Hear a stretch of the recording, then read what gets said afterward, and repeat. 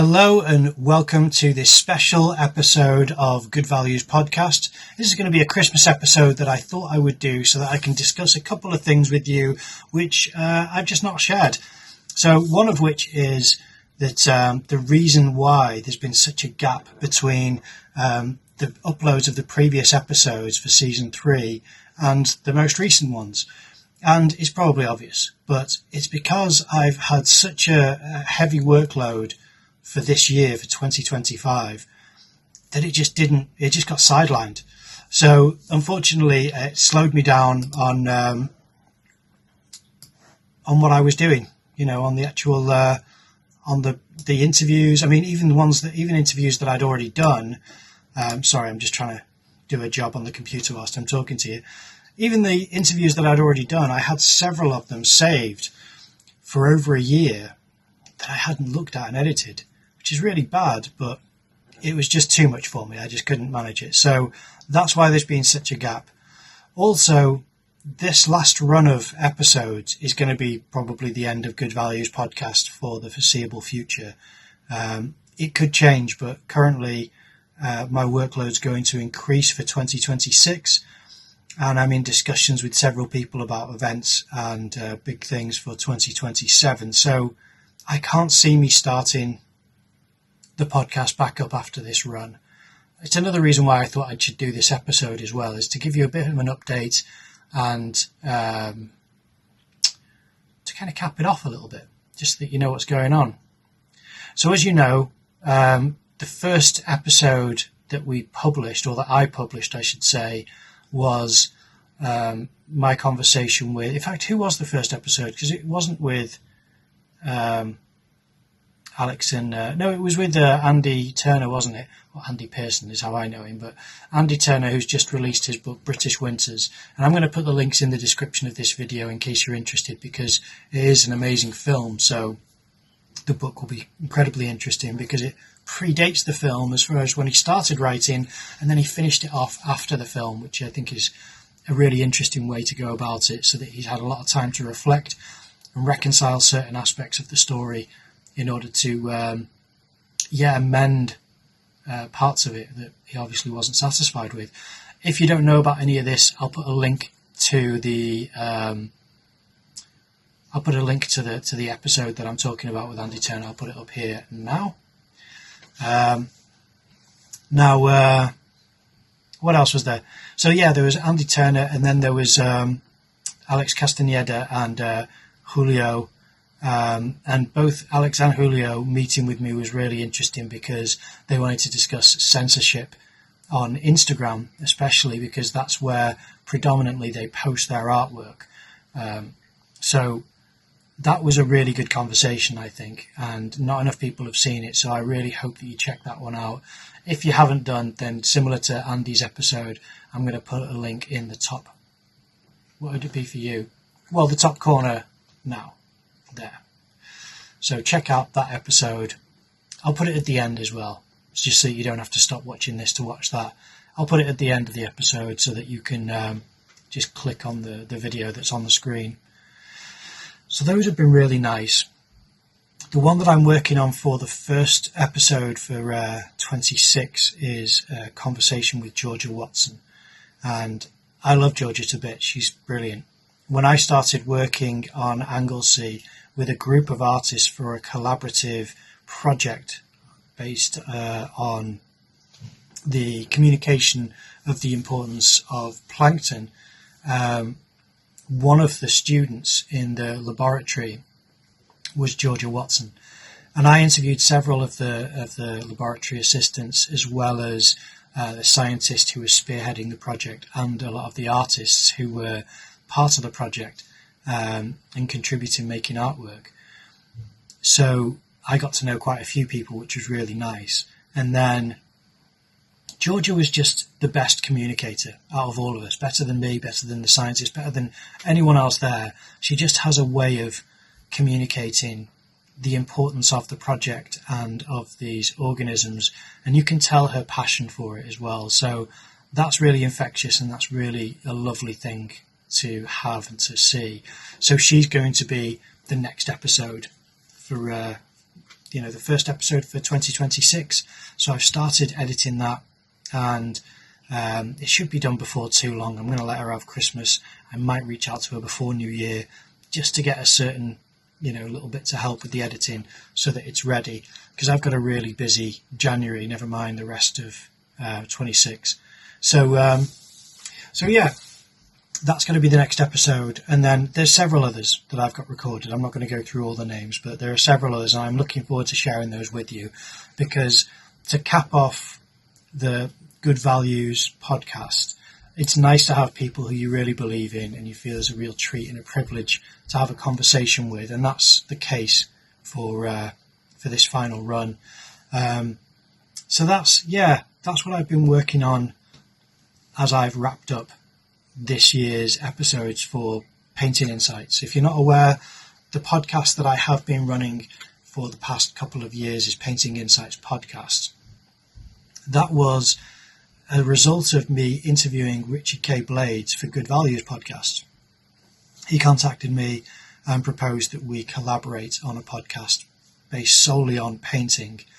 Painters, paint manufacturers, frame makers, gallerists, curators, just anything to do with the painting industry, just dedicate a podcast to that. So that's what I've been working on for the past 2 years, and that's going really well.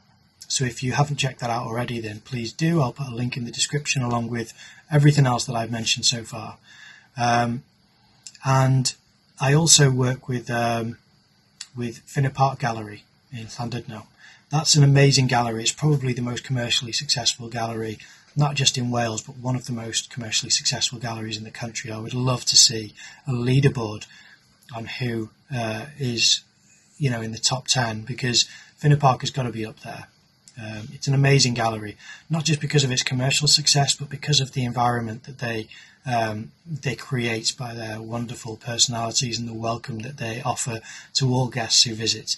The artists there are incredible, really high standard. And my job when I work with Finner Park is to go with the gallerists to go and visit the artists at their home or in their studios, film their workspace, discussing their work with them. This is the gallerist and the artist, and I film it. But I get to meet the artist, I get to see the space, and then I produce the video based on that footage, as well as the gallerist back in the gallery presenting the exhibition. So that's something which I do every month. And there's been a couple of extra videos this year, which has been a treat as well, because aside from having, the Christmas show, we also had an end of year kind of wrap up the highlights, the memories and moments from 2025. And it almost turned out to be a bit of a blooper reel, which was quite fun. So there's that.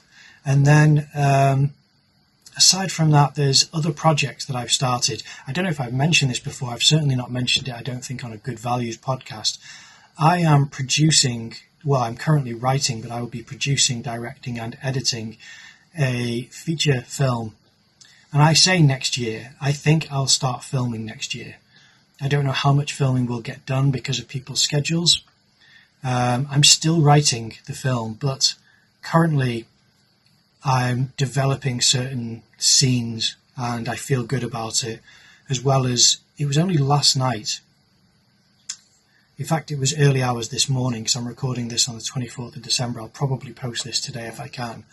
But that I had the idea fully formed in my head of what the film was about, which was strange because I've been trying to figure out the film for a while, and it dawned on me last night that a huge element of what makes films work was missing from my film, which was conflict. There was mini conflict, there was, bickering here and there and moments and issues and things that could be events, but there wasn't a central drive for the film to get it going. And that's what I figured out last night.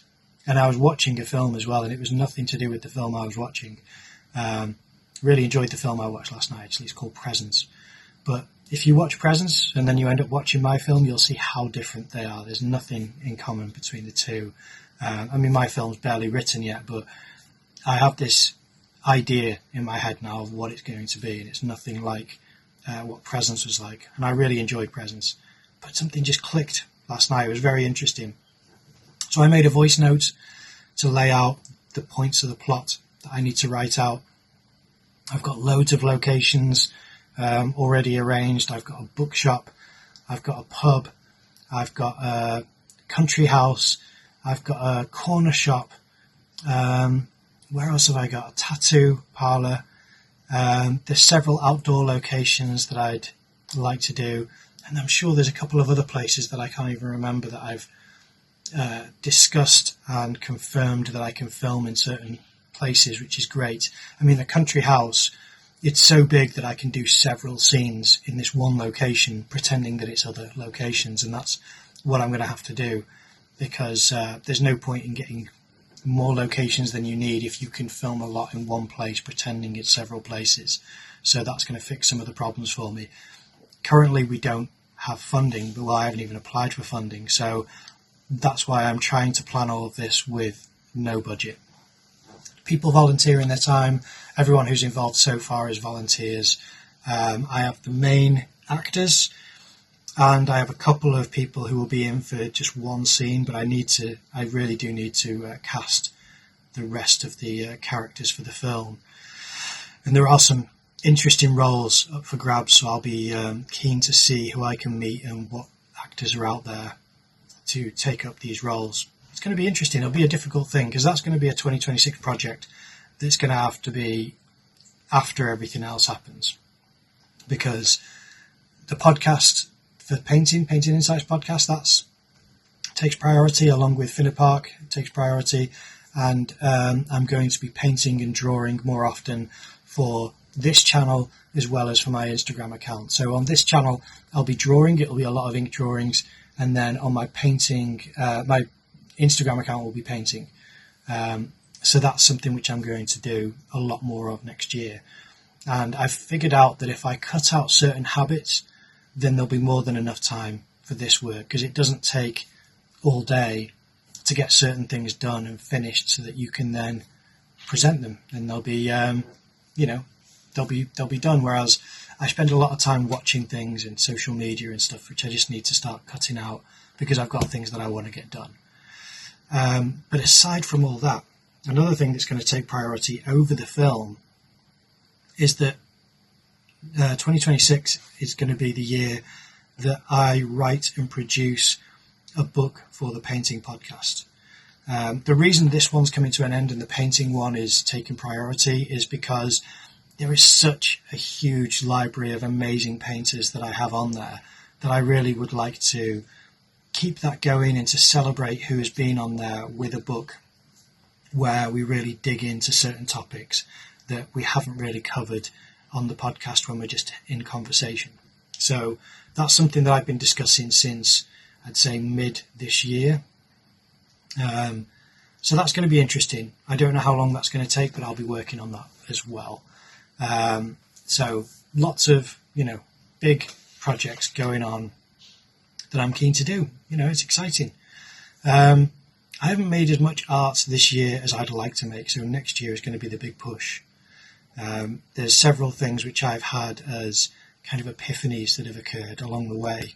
One of the benefits of talking to professional artists, it's really inspiring, and it just helps generate your own ideas, as well as getting to know who you are as an artist when you listen to a lot of others, because you either align with people's perspectives or you don't. And even if you don't, it's fascinating to hear people's point of view on several aspects of the art making process. So that's been really useful for me. It's, again, such an education, an incredible privilege to have access to all of these amazing people. And since I left art school, the education has started. In art school, the education was it's like an anti-education. It was very detrimental to my art making. So it's now time to utilize some of this knowledge and really put it into practice. So that's what I'm going to be pushing for.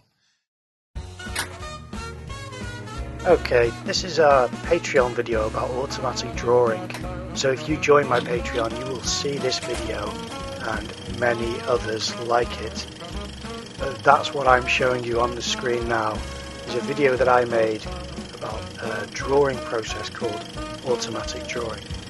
It explains how and why this is a useful way to make art. There are lots of different ways of making art and using different tools, different thought processes, and expressing your ideas, and this is one of them. You can join now for $2 a month and start using these techniques.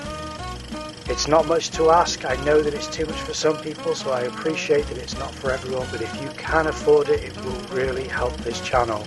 You'll also be a patron of the arts, which sounds posh, and there's nothing quite as prestigious as a posh patron of the arts. So, if you are able to do that, then I really would appreciate it. There's also animation, exhibition, and behind the scenes videos. Loads to check out on the channel. I've been making it for quite a while, so I upload a video every month, and I'm going to start creating a tier system with different exclusive access videos. I hope to see you there soon. The link is in the description. Thanks for watching.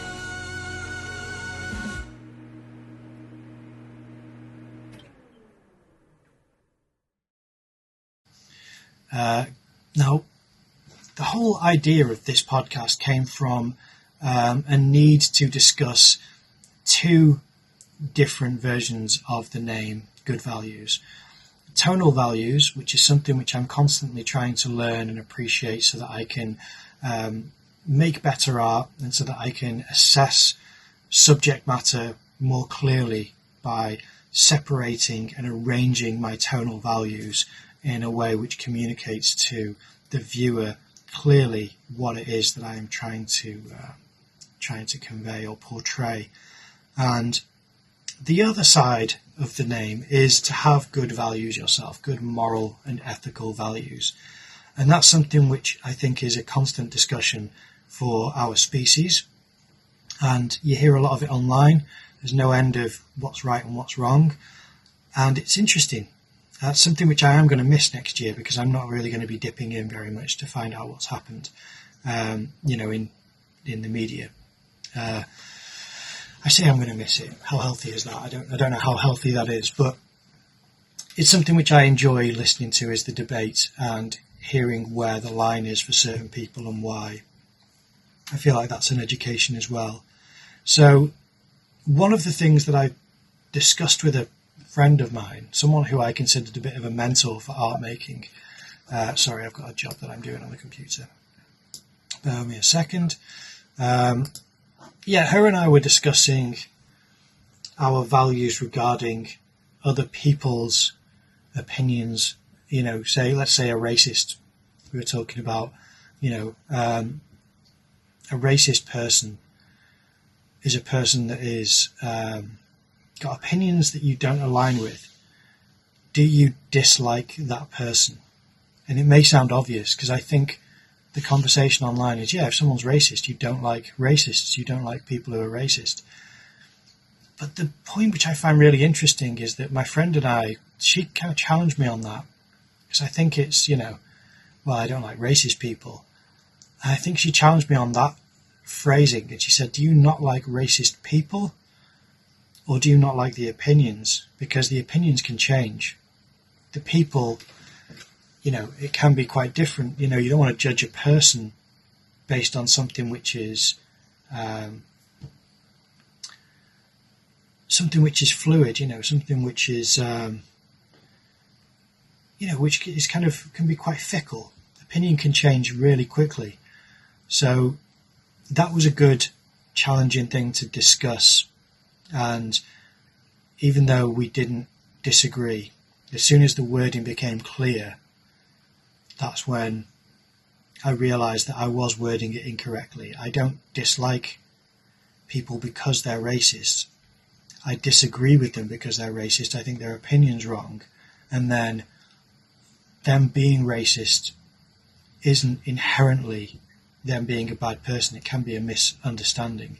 It's not a great person. It's not a great aspect of people if they have that type of prejudice, but it's almost like a misunderstanding, like something which has been miscommunicated at some point in their life where they've and built up this opinion and this relationship to the person who gave them that opinion, or this experience which shaped that opinion, and then that becomes part of their personality. And I believe we all have prejudice. I don't know what mine is, but I'm sure I have it. And I think that it's healthy to assess that and evaluate it and have it challenged. So to clarify, it's a difficult point to make, really. Someone who has racist beliefs, if you can have an open discussion with them that doesn't get too loud and angry and emotional, you have the potential to change their mind. And then all of a sudden a racist person becomes a non-racist person. That can't be someone who you don't like and then you do like. It should be an opinion of theirs that you don't like, an opinion of theirs that you then align with more, or you find yourself in more of a more or less alignment with. Whereas if someone is then not just racist, but has heard reason and has shown dishonesty about their rationality, I wondered whether or not that is a character flaw. And character flaws are a bit different to opinions, because someone's character is truly all you can do to like or dislike someone. It's based on their characteristics. It shouldn't be based on their appearance, their nationality, their accent, things like that, or their tone of voice. It should be based on who they are as a person. And who they are as a person, it can be shaped by opinions, but their opinions don't necessarily make their character. I'm sure there are people out there who have racist opinions who aren't necessarily bad people otherwise. And there are people out there who aren't racist, who are bad people, who just, have a really unpleasant character. This is not to say there are some people who are irredeemable. It's just what you do or don't like. This is the point where the discussion becomes what the character informs you, or what the character of this person means when it comes to information that you can challenge or you can discuss or exchange, and how invested you should be in the opinions of others. It's really difficult without specifics. I think the reason this came up is because, sorry, I don't know if you can hear that siren. I apologise, I've got my window open at the moment, and there's a siren going past. The reason this came up is because I was discussing with my friend how interesting I found a television programme, again, media that I'm going to be leaving behind next year, and gladly, because I don't really watch television anyway. But I'm glad that I watched this programme. And it was called The Jury. I watched a bit of the British one, which I didn't love, and then after that was the Australian, an episode of an Australian version, which I really did like.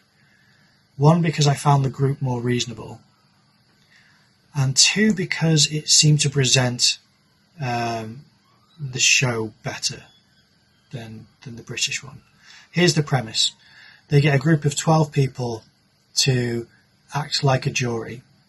They're not acting as in performing, but they become a jury. But it's not a case that is ongoing. It's a case that is already been and gone. And the camera then captures what happens in the room with the jurors discussing and voting on their verdict for the case. And it was so interesting to hear how people rationalised their opinions. And not just rationalised their opinions, how they assessed information. Concerning, to be honest, really concerning in both the British and the Australian versions. But it was interesting, and that's what made the conversation with my friend happen, is that I found issue with one of the people who, when they were argued against their position, they very dishonestly pivoted until they couldn't pivot again. And when they were backed into a corner, they found one point and stuck to it. And the point which they were sticking to was really thin. It was the usage of a word and their interpretation of this word. So the person who'd committed the crime had given a statement, and in that statement they used a word which this person had interpreted a certain way. The word that they used was fight. They said my partner and I had been fighting or had gotten into a fight. And I think in America and possibly Australia, a fight can mean an argument. Now in this country we would say an argument more than a fight. But we do say that. We are getting a lot of Americanisms over here as well. So that word can be used both ways. And one of the jurors was just unwilling to accept that there are different usages of that word. Not only that, but the person who was being tried for this crime, English wasn't their first language. So there was even more reason for leniency and understanding when it came to how they communicated their feelings and the situation that they had been in. So when it came down to, well, to me, fight means this, and everyone else said, well, fight could mean that, and they say, no, to me, it means this. It becomes unreasonable, because why would your understanding of a word dictate what someone else's understanding of a word would be? It feels dishonest. That was the point where I thought, I think his character is the thing I have issue with, not his opinions. He may be racist, he may be homophobic, he may be sexist, who knows. But all of those things could be argued away and him change his mind and soften his opinion. But it's his character where he wasn't strong enough to admit that this was a very weak argument.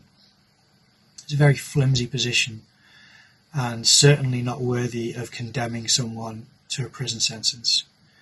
So that's what I'm trying to make a distinction about, really, is that racism is a flaw in someone's point of view. It's an opinion, and it can be argued away. A character flaw like pride isn't the same. It's a different thing, and it really causes a lot of issues when it comes to people who have very strident positions about things which just aren't reasonable and aren't fair at all. And they'll never, well, not never, I shouldn't say they'll never, they don't appear to have any wiggle room for conversation or reassessing their opinion because of pride. That's a real issue. The last time I spoke about values like this, I think it was season 1, and it was during the pandemic. And it was because I'd been having issues with the neighbours. We all went a bit loopy over the pandemic, and, my neighbours are no exception. I'm sure I was no exception. And, I was trying to make it as abstract as possible, as saying that, if someone's doing something to provoke you, if someone's trying to irritate you, trying to push your buttons, the best thing you can do is to not let them do that, to not react and to not reciprocate the back and forth of the argument. Instead, to observe their behaviour as something which they're hurt about or they're trying to achieve in a very childish and unconstructive way, but still it's not what it appears on the surface. What appears on the surface is an aggression, but in reality what it is it's trying to move beyond a point where you first fell out. You fall out with someone, and then some time passes, and then some behaviour starts to become apparent. You just think this is unusual, unreasonable, and unpleasant. And that's what I was trying to discuss, I think, in season 1. It may have been season 2, I'm not sure. I think it was season 1. It's interesting because those things still happen, not with my neighbours, but people still do things to try and rile you up, try and get a reaction. And this is why I think that conversations and thoughts like this are a very important thing for everyone to have. And the reason why I brought up that television series is because I thought that the things that I witnessed in those conversations between the jurors were so interesting that it should be part of our education growing up. I mean, in primary school, we should have mock trials where kids have to relay facts and have conversations and discuss prejudices and expose the flaws in our logic. It would be really healthy for everyone to do that, not just for jury service, but for a lot of things in life. If we had that type of education in us, that understanding, I think we wouldn't be as vulnerable to some of the incidents that we experience. And it's unfortunate. A lot of things are miscommunications and being ill-prepared for events like that where it requires de-escalation. Diplomacy is difficult and empathy can be very difficult as well. Not to mention the fact that the culture can dissuade people from doing that. There's a lot of negative aspects of culture for men, but for whole nations, where talking things out and having understanding and compassion can be seen as a weakness, which is a strange, archaic approach to humanity. But it's out there. It's been out there for a long time, and I think it might take us a while to get out of that. I'm not immune to this or invulnerable to this. But what I'm trying to do is to push through these thoughts and make sure that I reinforce this empathy and understanding so that I'm stronger going forward than what I am in my weakest moments when aggression and a more combative nature arises out of whatever it is. Frustration and self-centered approaches to situations. So that's another meaning for good values. Now on the tonal value side, I think that is another whole education that I'm going to work on. Here's my thought process. When it comes to tonal values, this is art making. Well, for me it's drawing and painting. For you it may be any kind of art making. It could be collage or photography or I don't know, maybe other things. But for me, drawing and painting, what I'm going to try and do next year, when I paint, I'm going to paint, I think, a lot in grey and then introduce colour slowly. Because I think if I can arrange my grayscales to communicate something more clearly, then my colours will become more nuanced and more informed by the grayscale education that I put myself through. And I think that's part of my issue with colour, is that I love colour. I love looking at how people use colour. But there's issues, there's barriers which stop me from achieving something which I would consider successful. It's no secret that when you have a white canvas and you start to paint onto that white canvas, everything that goes onto it is darker than the white. So you put a red on there, bright red, it'll be darker than the white of the canvas. And then, you put on a blue and a yellow and a pink and a green and, purple and orange and all these things. And tertiary colours, so, like a real pastel looking mixtures. As soon as all the white's covered up, everything adjusts. And all the colours that you've put on there are now arranged into tonal values, lighter and darker and midtones. And it's arranging those things and understanding what works and what doesn't that is the key to successful art making, in my opinion. I think that starting with a ground can help. Now, what I mean by a ground colour is when you paint something on top of the white. For the whole of the white surface, you may paint bright pink.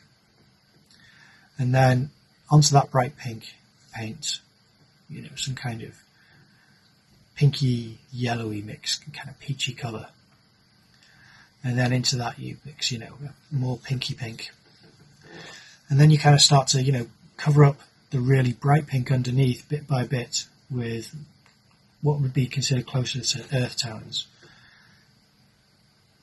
And that removes that white issue that you had.